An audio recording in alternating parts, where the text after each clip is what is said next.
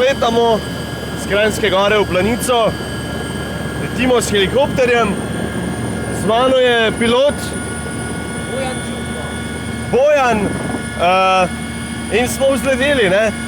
Danes je malce bolj oblačno, tole tudi snemamo, saj boste lahko videli 360-stopinjski video na Facebooku in na YouTubu. Zdaj pa smo že nad gozdovi. Pa takole, kdo so najpogostejši vaši uporabniki?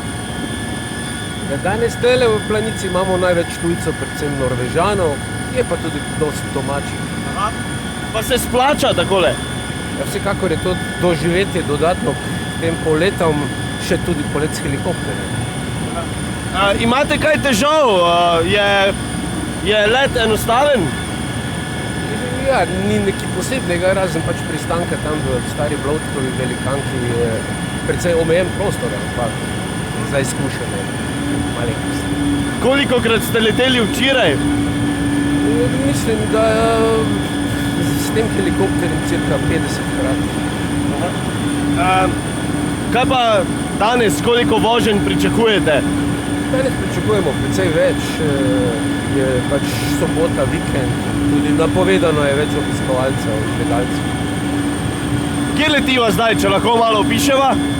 Trenutno sva med Podkorenom in Račičami, s leve že lahko opaziva skakalnice, tako da sva že blizu pristanka. Ja. Zdaj promet še ni tako gost, veliko avtomobilov sicer je že namenjenih v Planico, avtobusi so že parkirani, ja, že lahko vidimo tudi letalnice in skakalnice. Zaenkrat cesta še prazna.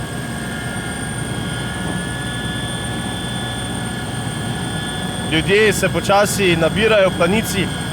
Popolnoma zasedeno parkirišče je že nabasano z avtobusi. Množice že nekako drvijo v Planico. In počasi se tudi že spuščamo. Na koliko višine sva bila? Bila sva na 150 metrih. Sedaj sva pa že v zaključni fazi pristaje.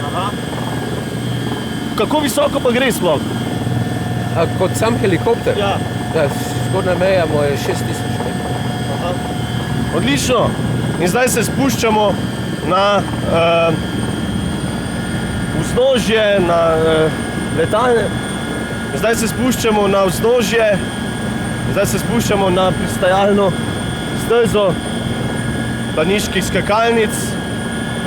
Tukaj je pristajalno mesto za vse helikopterje, kjer bodo danes pripeljali kar veliko gostov, največ bo tujcev. Nič, hvala lepa, gospod Bojan, za prijeten let. Bila sva kar hitra, ne?